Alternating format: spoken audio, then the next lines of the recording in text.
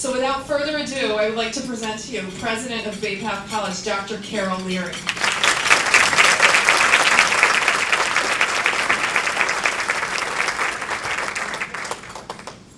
How do you live up to that introduction? But Tracy and Janet and Kathy, and thank you so much for inviting me. It truly is an honor to be with all of you. And as I look out in the audience, I said to many of you, I don't know why you're here to listen to me speak about up the ladder. You're there. You've made it. But I hope that I'll be able in my comments to add a few tips that maybe aren't going to pertain to us individually, but might pertain to a coworker or someone that we supervise, and maybe make us a little more sensitive to the power of education and how we can help these individuals.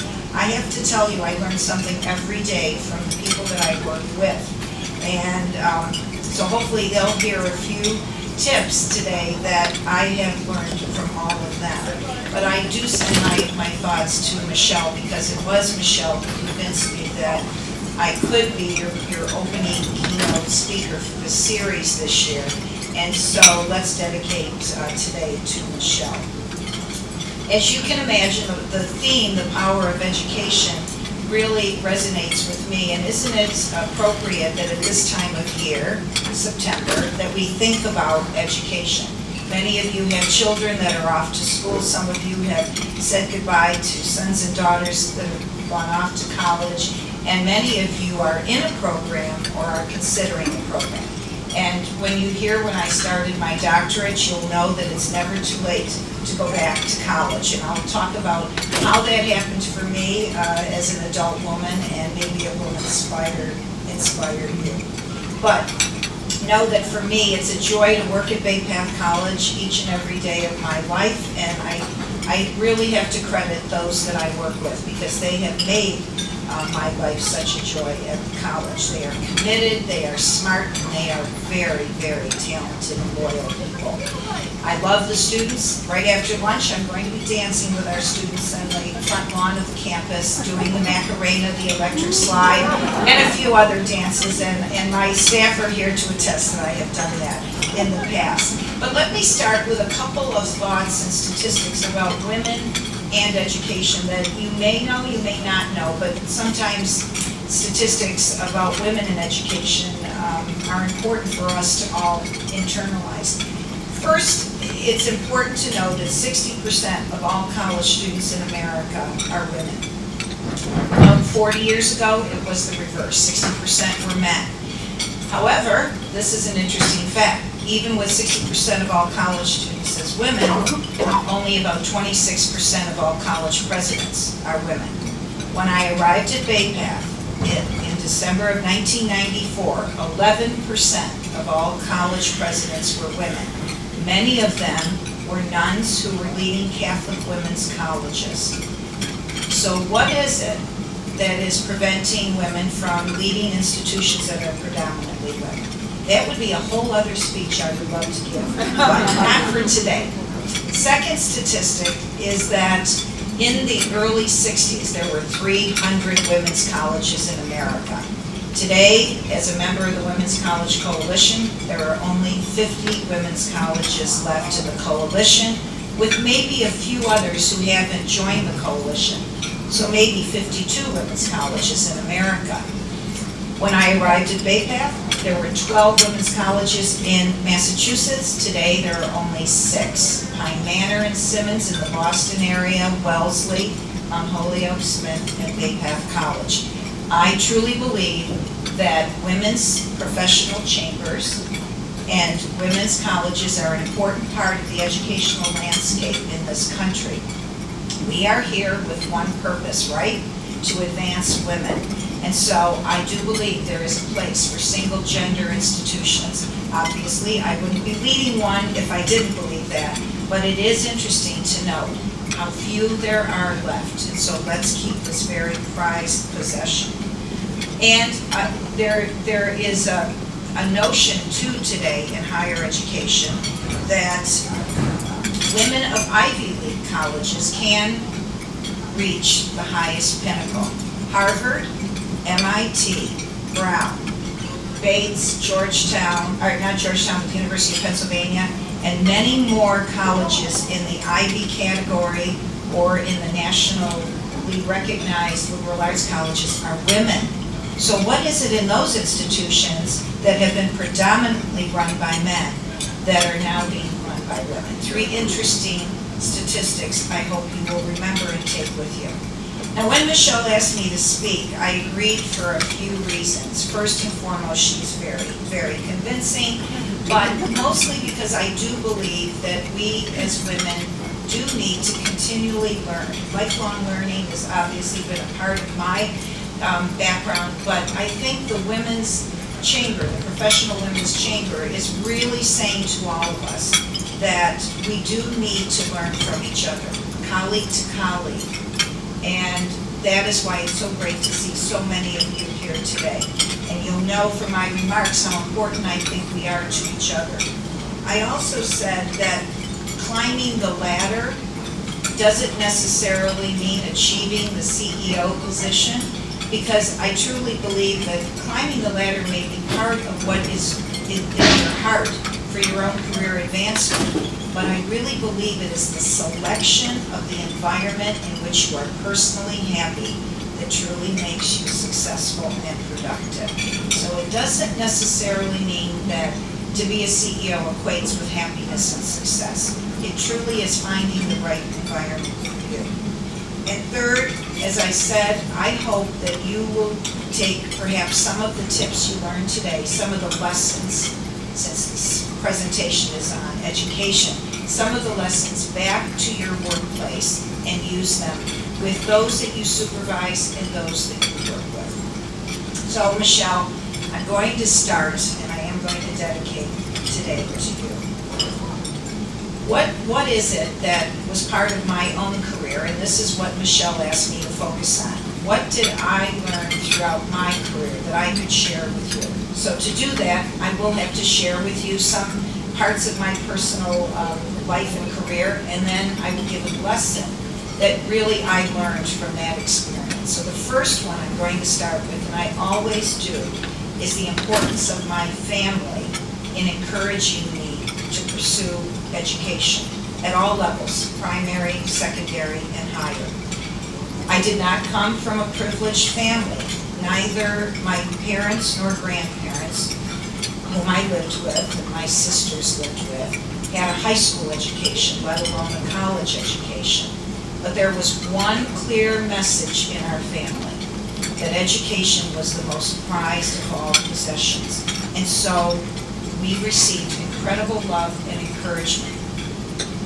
It's not that our parents were forcing us to seek higher education. It almost became an unexpected expectation. Nobody said if you don't go to college or if you go to college. It was just a very silent, subtle message that this was what we should be doing. What's the lesson learned from that? That no matter what type of family environment you have, that stressing the importance of higher education is probably one of the most important things you could do as a parent, a grandparent, or an aunt. It really, or just a friend of a family, because it's that constant message that education will open doors of opportunity that I truly believe children today need to hear. And especially in our region here in Western Mass, where if you are to look at the statistics for Western Mass, we have one of the lowest attainments of higher education in the entire state. And so I think the message starts in our families. And it doesn't have to be the parent. It could be anyone surrounding that child. It could be a teacher. But I think that is a clear message, that education will open the doors to opportunity. So that was my first lesson in life. I had a fairly typical college career at Boston University, but it was probably my first job that taught me so many lessons that I use today, that I still use today. Now this is what's interesting about my career, where I'm here at a women's college and have worked at Simmons as a women's college in Boston. first job was at an all-men's college that had just gone co-ed. So here's what I learned. I was the only woman in the administration, and I was the token woman that was hired because now out of 2,000 students, there were 100 women students. And so I was hired as the Director of Women's Programs and the Assistant to the Vice President for Student Affairs. Whenever you're an assistant to the Vice President or the Assistant to the President, and my wonderful Chief of Staff and Assistant is here today, that means you get the catch-all that the Vice President doesn't want to do, right? So, but that was probably one of the best possible learning experiences I could ever have had. But being in the minority, I learned how to negotiate, and I learned how to hold my own at a meeting and really advocate for the women students. When you think there were 100 women and 1,900 men, I did have to do a lot of advocating. Today, that college, Siena College, is more than 50% women. So it's interesting how that first experience of being at primarily an all-men's environment really shaped me for the woman I am today. And one thing you'll learn when you come to the Women's Professional or the Women's Leadership Conference at BAPAC, we never bash men. We love men. We do, and I have said, and we write it into our speakers' contracts, that that's not why we invite women speakers to the conference. We invite them because they have something to say, and we can learn as much from men as we can learn from women. It just matters how that relationship starts and continues. So I learned early how to negotiate, and here's what else I learned. I learned that I had to work many more hours than I was paid for.